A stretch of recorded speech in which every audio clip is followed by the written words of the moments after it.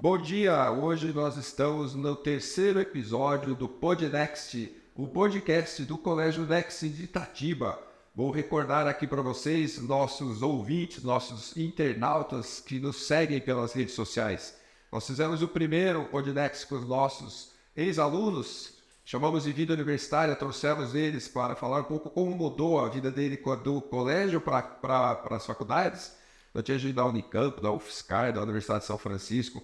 Fizemos um segundo com a doutora Cláudia e falamos sobre a vida, a saúde na infância. Foi muito interessante. A doutora Cláudia é uma pediatra reconhecida na cidade de Itatiba e que trouxe muitas dicas para todos os nossos ouvintes e os nossos internautas. E hoje eu tenho a honra de estar aqui com a doutora Carolina De Filipe. Eu vou trazer, antes de passar a palavra para ela dar boas-vindas, um pequeno currículo da doutora para que todos vocês possam conhecer. Ela já é nossa conhecida, esteve em Itatiba recentemente com uma palestra muito importante.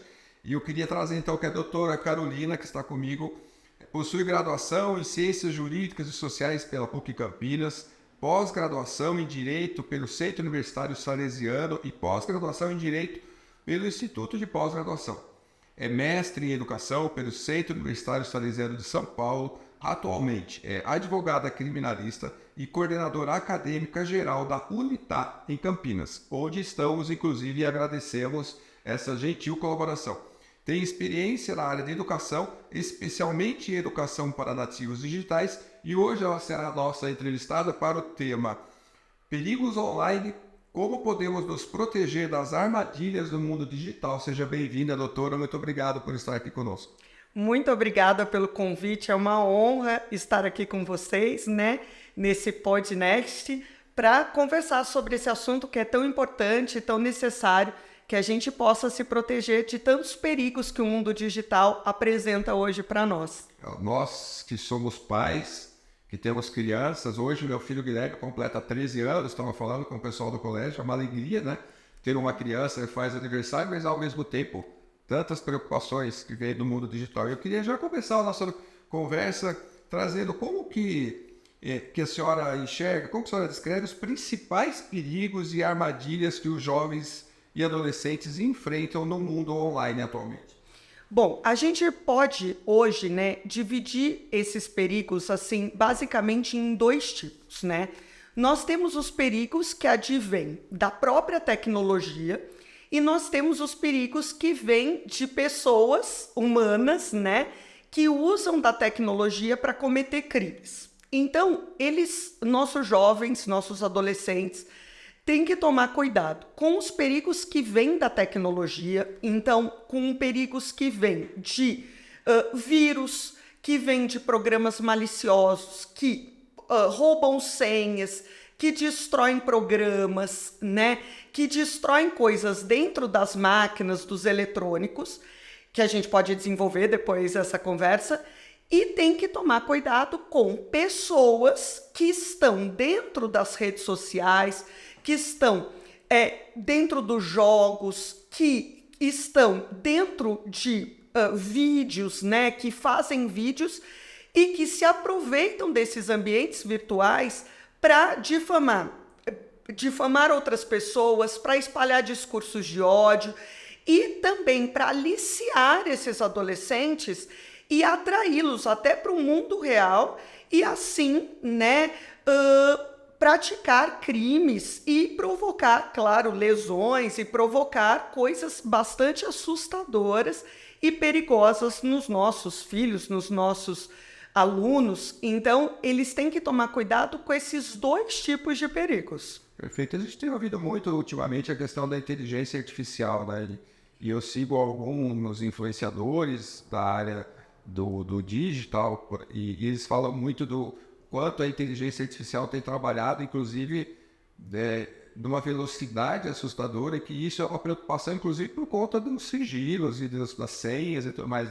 Esse, de fato, é uma preocupação recorrente para o momento.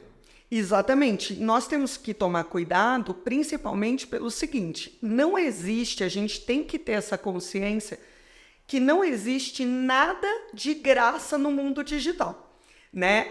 Existe uma frase famosa que diz que quando algo está sendo oferecido, aparentemente de graça, o produto somos nós, né? Então, quando algo é oferecido, nós estamos, na verdade, cedendo alguma coisa.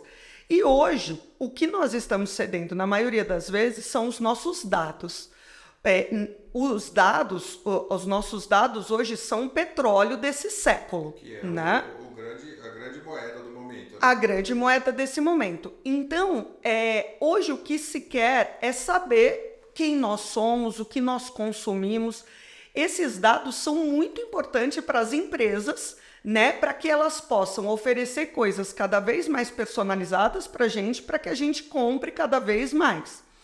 Então, a inteligência artificial está aí para captar cada vez mais isso. Então, aquela figurinha que parece muitas vezes, aquele aplicativo que oferece aquela figurinha que parece super inofensiva, que é o nosso reconhecimento facial. Exatamente. Então, quer pegar todas as nossas fotos, quer pegar o nosso perfil, quer pegar nossas informações. Então, a gente tem que ficar muito atento ao que nós estamos cedendo em troca do que nós queremos.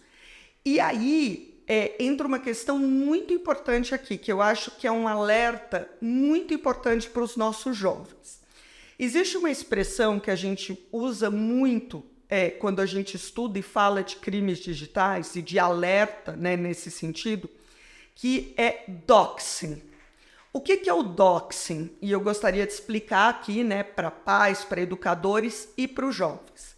O doxing é quando uma pessoa ela se utiliza de informações de alguém, de informações íntimas, de informações sensíveis, né, que a gente fala na Lei de Proteção Geral de Dados, para forçar a outra pessoa, para chantagear a outra pessoa, para conseguir o que ela quer. Então, eu tenho, por exemplo, o seu endereço, eu tenho o seu CPF, ou eu tenho fotos suas, e eu começo a te chantagear, te ameaçando. Olha, se você não fizer o que eu quero, se você não me mandar fotos, se você não fizer o que eu desejo, eu vou até a sua casa, eu te mato, eu ameaço sua mãe, eu ameaço seu filho. Então, isso é fazer doxing. E com isso, essas pessoas que querem fazer o mal, que querem praticar crime, conseguem angariar ainda mais materiais, né? E isso vai virando um ciclo de violência. Perfeito. E às vezes a gente nem percebe, como a doutora disse, né? Um aplicativo que altera e te coloca um pouco mais idoso, que te coloca a barba, que te coloca com uma cor de olho diferente, que aparentemente é inofensivo, de fato está captando nosso reconhecimento facial. Exato, exato. E está ali pedindo suas informações de perfil, está ali muitas vezes captando fotos do seu perfil e pode usar isso para o mal. Por isso a gente tem que ficar atento. Porque invariavelmente a gente recebe, né, de colegas, né, assim, olha, estão usando a minha foto pedindo, mas eu não passei a minha foto para ninguém, né, mas tá lá, tá publicado no Instagram, tá publicado em outras redes sociais, no TikTok, tem uma série de locais onde a gente disponibiliza as nossas informações. Exato. Por isso é tão importante que a gente tome algumas cautelas, né? Quando a gente faz parte de redes sociais, quando a gente faz parte, né, desse mundo virtual. A gente precisa sempre ter todas as nossas redes, e principalmente os adolescentes, com tudo no modo privado, com tudo fechado, com perfil fechado, com verificação em 2 etapas. Isso é fundamental. WhatsApp com verificação em 2 etapas, Instagram com verificação em 2 etapas e todos os perfis fechados. Isso impede que alguém entre, não impede absolutamente, né? Mas dificulta muito. Então, isso é o básico da segurança digital. Quem não tem esse cuidado está muito mais suscetível que essas informações sejam captadas. Sejam compartilhadas de maneira não correta. Né? Exatamente, para fins criminosos. A gente tem ouvido muito falar nos últimos dias a questão do Discord, né? Principalmente entre jovens e adolescentes. Qual que é a recomendação com relação a essa rede, não só a essa, né? As outras também, que a doutora passaria para os pais, como eu, como vários que estão dentro do Colégio Next, e também para os professores, porque os professores estão com os nossos filhos muitos dias do ano. E eles são referências também, tanto quanto os familiares e os amigos dos professores são referências. Que dica, que sugestão a senhora daria para os pais e para os professores com relação a esses cuidados? Bom, nós vamos aí entrar num período de férias, né? Então, os adolescentes tendem a ter mais tempo para ficar diante das telas, né? Então, a gente precisa falar sobre isso. Bom, o primeiro ponto é que é muito importante ressaltar, eu falo isso em todas as minhas palestras, que rede social é para maiores de 13 anos. É muito importante dizer isso. Todas as nossas redes sociais têm termos de uso, e os seus termos de uso determinam que elas são para maiores de 13 anos.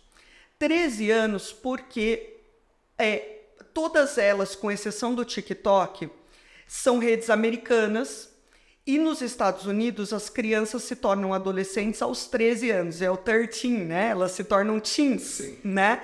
Então, essas redes são para adolescentes. Rede social não é lugar para criança, que isso fique muito claro, né? Então, e isso é muito importante por quê? Porque crianças não têm maturidade para tomar decisões nesses lugares e para ser expostas a esse tipo de conteúdo que é oferecido nessas redes sociais. Em primeiro lugar, isso. O TikTok, ele é uma rede chinesa, mas ele veio para o Ocidente, né, com o mesmo termo de uso. Então, ele também é para 13 anos, no seu termo de uso. E a grande questão é o seguinte, muito cuidado, especialmente com o Discord, porque o Discord não tem controle parental próprio. Então, é preciso uma vigilância manual, é preciso uma vigilância específica. O Discord, ele é feito de servidores, né? As pessoas criam servidores, os servidores são fóruns de bate-papo, em que ali tem canais por temas. E existem muitos canais ligados a jogos, a games, porque o Discord foi criado em 2015 especialmente para gamers. Para que hoje não é mais só para gamers, mas foi criado para isso. Mas a gente tem que redobrar esses cuidados como pais, como educadores, porque, para vocês terem uma ideia, um dos jovens que foi preso acusado de crimes gravíssimos, como tortura, como estupros na vida real, ele era dono do maior servidor ligado ao jogo Minecraft. E o jogo Minecraft é um jogo extremamente difundido, sim, entre adolescentes e crianças, né? Então, o Discord é uma plataforma que os jovens podem compartilhar telas, podem fazer lives ao vivo, pode mandar fotos, ele tem multifuncionalidades. Então, os pais precisam vigiar de perto, porque há uma infinidade de coisas que podem ser feitas ali dentro.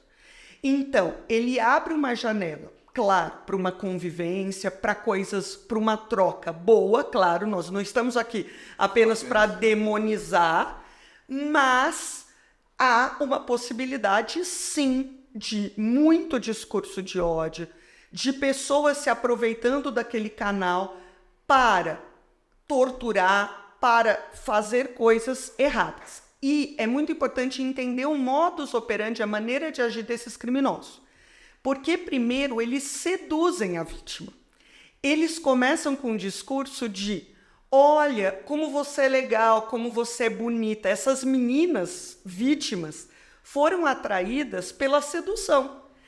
Os seus pais são chatos, vem aqui, eu sou legal. Perfeito. Seja acolhida aqui. E aí, depois que essas pessoas são seduzidas, E aí entra o processo. Então, aí a parte, eles seduzem, eles pegam material, eles fazem com que essas pessoas mandem informações, mandem fotos, e depois eles começam a extorsão, a tortura, né, os crimes. Então, a vigilância constante é fundamental. E o diálogo aberto, né? Perfeito. E bem nesse sentido, dessa questão, né, que traz discórdia e todas as outras também que podem. Sim. Quais são os sinais de alerta que esses jovens devem ficar atentos ao interagir? Então, doutora, a gente disse alguns passos que eles primeiro seduzem, mas sinal de alerta que costuma ficar claro que assim, opa, nesse modelo aqui, não, qual que a senhora acha que a gente poderia compartilhar com os nossos estudantes? Né? Bom, primeiro ponto essencial. No mundo virtual, sempre desconfie. Nunca acredite que uma pessoa que você não conhece pessoalmente é o que ela diz ser. Desconfiança em primeiro lugar. Nunca acredite que aquela pessoa tem a sua idade. Nunca acredite que ela mora naquele lugar. Nunca acredite que ela tem o que ela diz ter. Nunca acredite. A desconfiança vem em primeiríssimo lugar no mundo virtual. Porque no mundo virtual, tudo tende a ser aparência em primeiro lugar. Então você no mundo virtual tem que, em primeiro lugar, jovem que está nos escutando, Sim. Você tem que desconfiar. Você nunca pode acreditar. Você não conhece aquela pessoa? Você desconfia. E se a gente desconfia, a gente não fornece nada para essa pessoa. A gente não fornece nosso nome verdadeiro, a gente não diz onde mora, a gente não diz a nossa idade, a gente não diz em que escola a gente estuda, a gente não fornece dado nenhum, a gente não manda nada para essa pessoa. Perfeito. Não é isso? Fotos em hipótese nenhuma. A gente não tá jogando ali junto, tá jogando Minecraft, tá ali. Tá bom, ok. Mas a gente não compartilha nada. Porque como, gente? A gente está trazendo aquela pessoa para dentro da nossa casa. A gente não abre a porta da nossa casa para uma pessoa que está passando na rua. Então, a gente não fornece nada. A gente sempre desconfia em primeiro lugar. É muito diferente de estar jogando com o amigo da sala, né? Perfeito. Com o amigo que conhece, com o primo, com o vizinho. Se é uma pessoa da internet, a gente sempre desconfia em primeiro lugar. Esse é o ponto básico do mundo virtual. A gente nunca acredita. E hoje em dia, nós falamos de inteligência artificial, mesmo que a pessoa mandar áudio, mesmo que a pessoa mandar vídeo, tudo isso pode ser manipulado. É o mundo da fake news, né? É o mundo da fake news, né? Hoje a gente tem a questão das manipulações de áudio, de vídeo, que a pessoa pode imitar qualquer voz, pode colocar qualquer face, né, falando. Então, a questão da typeface, né?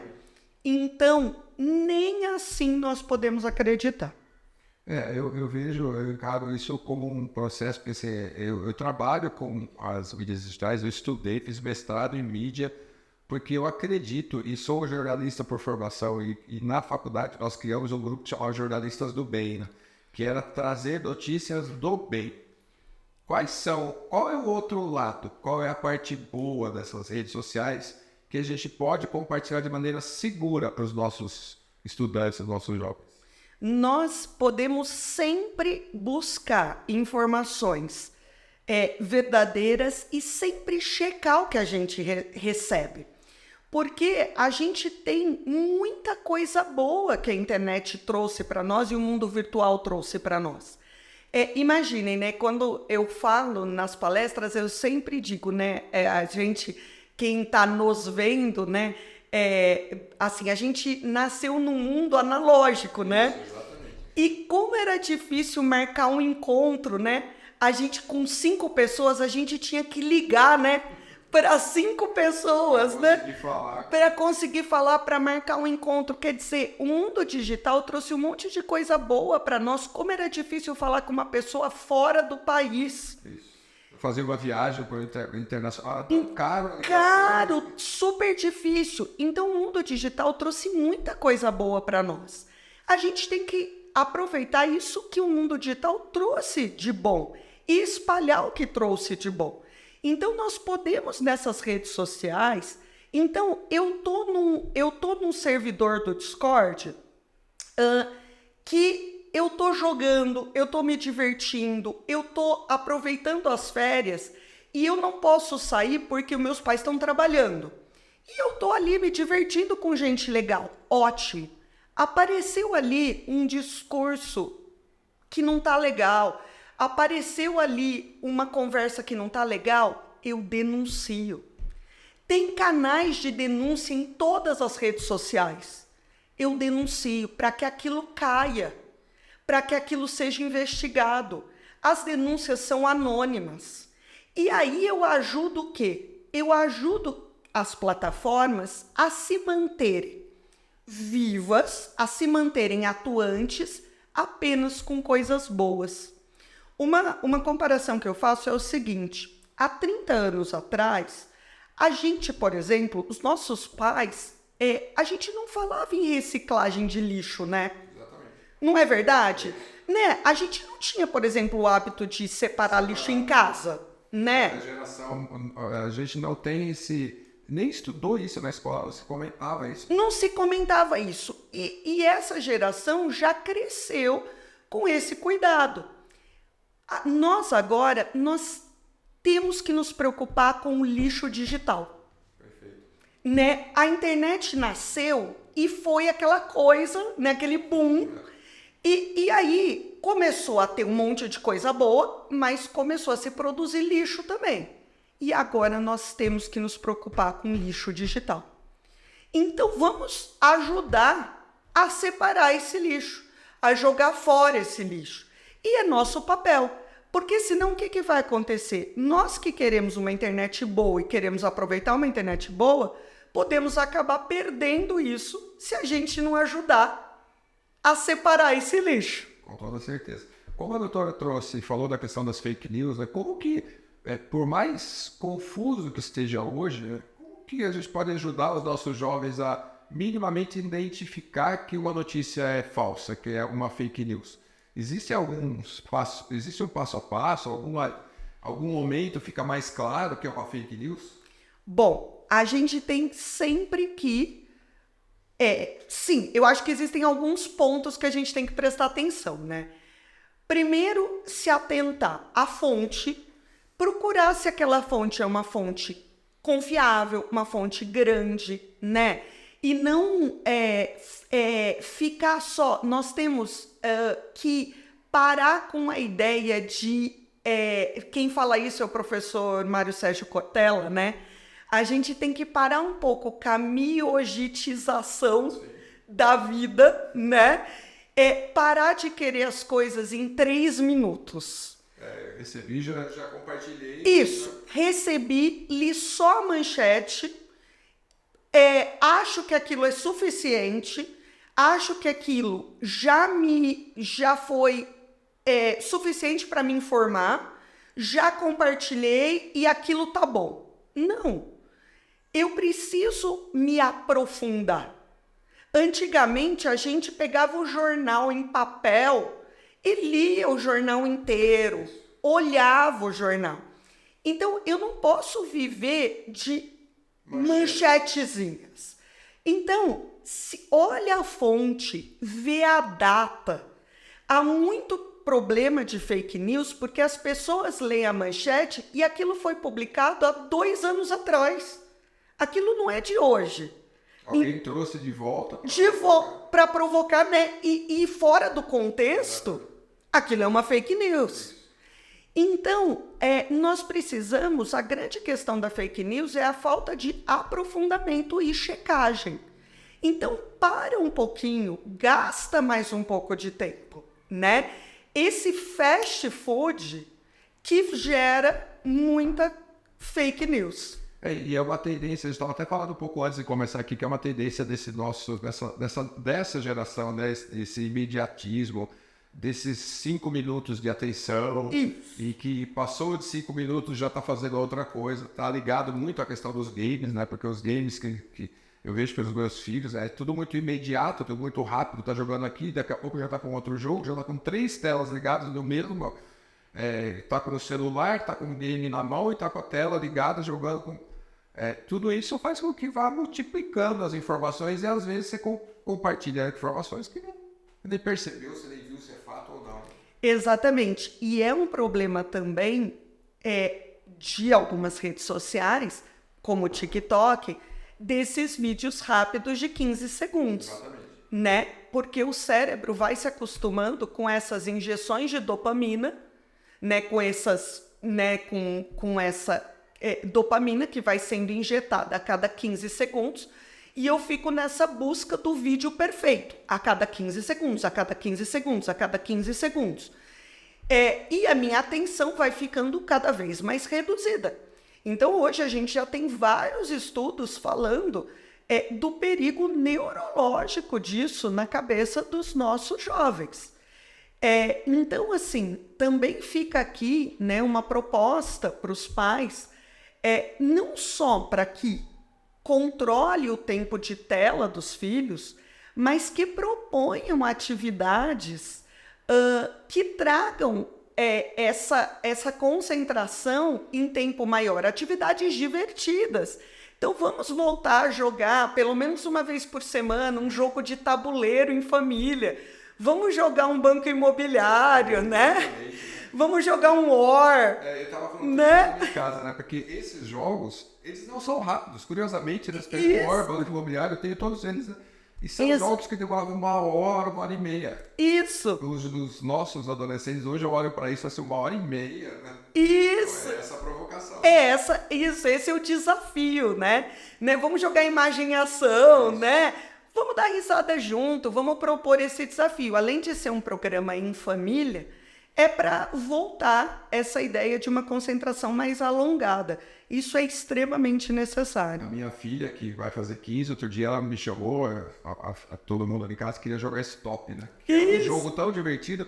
Ela falou assim, pai, baixa aí, ó, o Stop. Eu falei, não, baixa não. Baixa não. Do meu estilo, pega uma folha de papel. Vamos fazer lá as colunas, né? Aí você vai ver como é muito mais divertido. Ela ficou olhando com uma cara meio, achou que era um ET, né? Isso. Mas é isso, né? É fazer esse tipo de ação, que é diferente. Exato. Até para que eles escrevam, né? Isso, exatamente. Na mão, né? Escreva, ver o que é, né? Eu dou aula à noite numa faculdade, né? Para um curso de jornalismo, e eu peço para eles escreverem uma notícia. E aí eles olham para mim e eu faço escrever mesmo. Na mão. Um papel, escreva uma notícia.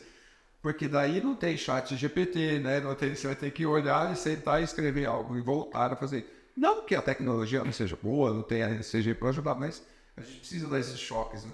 Exatamente. E, por exemplo, o chat, né, GPT é uma coisa que vai, aqui falando para pais e professores, e principalmente para educadores, nós temos agora que sentar e rever todo o processo avaliativo. Exatamente. Né? Professores que estão acostumados ou estavam acostumados a dar, por exemplo, pesquisas, perguntas como lição de casa, como avaliações, tem que rever isso. Por quê? 2 minutos está pronto. 2 minutos o trabalho está pronto. Então... E muito bem feito, né? E bem feito. Estranhamente muito bem feito. Uma coisa... Exato. Então, isso, né, a tecnologia nos faz rever várias questões. E essa é uma que imediatamente tem que ser revista. Eu vi ontem um texto do LinkedIn que falava que empresas já buscam profissionais que entendam o uso do chat GPT. Eu fiquei pensando e refletindo sobre isso. Não de maneira ruim, né? Mas como isso mudou em Meses? 6 meses. 6 meses, É algo exatamente. que não existia no nosso vocabulário, de repente ele já é algo que está numa entrevista, Sendo exigido.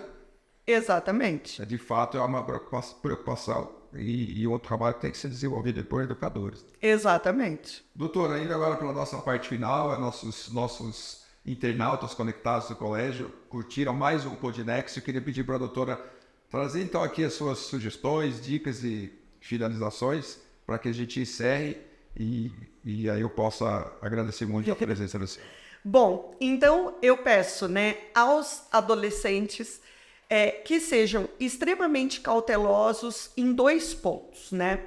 Primeiro, cautelosos de maneira física mesmo, como eu disse, colocando essas barreiras, colocando verificação em 2 etapas, deixando seus perfis fechados, deixando os chats de jogos fechados quando convém, sendo cautelosos no sentido de sempre desconfiarem das pessoas no mundo digital, não produzirem nenhum tipo de conteúdo para mandar para pessoas desconhecidas, né? Não mandarem nenhum tipo de informações pessoais, porque tudo isso vai ser usado contra você. Eu garanto isso. Com a experiência de 20 anos na advocacia criminal, eu digo para vocês que isso vai ser usado contra você. Então, não mandem, né, nada, não mandem foto, não mandem vídeos e, obviamente, principalmente, não façam nudes, né? Não mandem vídeos sensuais com conotação sexual para ninguém. E aqui eu digo, para ninguém, aqui nem para desconhecidos e nem para conhecidos. Não produza esse material nem para o namorado, para a namorada, porque uma vez no mundo digital, isso não é mais seu. Exatamente. Isso pode ser vazado e pode cair na mão de pessoas inescrupulosas.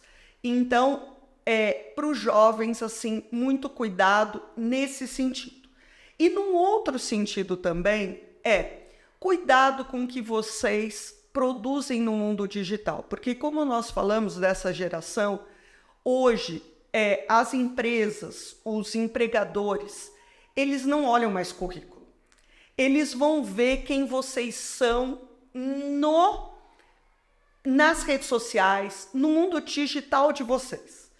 Então, um passo em falso pode estragar uma carreira.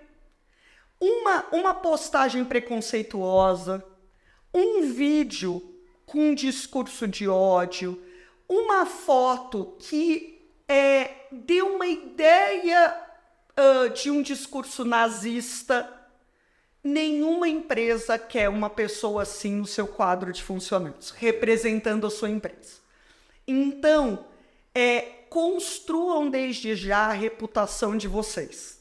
Daqui a pouquinho vocês estarão no mercado de trabalho e isso vai fazer diferença para vocês, porque nada se apaga do mundo virtual, nada. Exatamente, está sempre gravado. Tá sempre lá, né? Então, essa é a dica, né, se eu posso dizer assim, que eu deixo para os jovens, né? E para os pais, eu deixo o seguinte: não exponham as crianças de vocês desnecessariamente para um mundo para o qual elas não estão preparadas. O quanto vocês puderem evitar essa exposição, o quanto vocês puderem retardar essa exposição, façam isso. O mundo digital é um mundo extremamente perigoso, então retardem o máximo que puderem. Em relação aos jovens, lembrem-se que, juridicamente, vocês têm o dever de cuidado, proteção e vigilância, né? Devem cuidar e proteger para que eles não sofram nenhum mal e vigiar para que eles não causem nenhum mal a ninguém. A vigilância tem que ser constante. O mundo digital hoje é habitado por mais de 4 bilhões de pessoas, né? Mais da metade da população mundial está conectada. Ninguém conectado está seguro dentro do seu quarto, dentro da sua sala, não é porque ele está ali jogando videogame no quarto que ele está seguro dentro de casa. Ele está exposto para outras 4 bilhões de pessoas. Então, cuidem, vigiem. Mas lembrem-se, pais, mães, educadores, só o relacionamento pode salvá-los. Então, mantenham o diálogo aberto, conversem com seus filhos, para que eles se sentem realmente seguros. Maravilha, eu estou aqui emocionado com esse terceiro podcast, que foi muito mais do que uma entrevista, foi muito mais do que uma aula, é um aprendizado para mim, como pai, como educador, como jornalista. Quero agradecer muito a doutora Carolina por essa oportunidade, por compartilhar com os nossos jovens, com os nossos pais, com os nossos professores, e dizer que não é um podcast qualquer, é uma obrigação para que todos vocês assistam. Fica aqui nosso convite, nossa convocação, para que vocês assistam até o final, coloquem em prática e depois de tudo isso, aproveitem e se divirtam no mundo real, que é tão bom, está aí fora, que está aí com o ar para a gente respirar, que é uma bênção, e que a gente possa ser cada dia mais feliz. Muito obrigado, doutora Carolina. Muito obrigada pela oportunidade. Até a próxima Podnext. Um agradecimento especial à gestão, ao professor Wagner Checon, o diretor acadêmico do Colégio Next de Itatiba. Um abraço, até a próxima.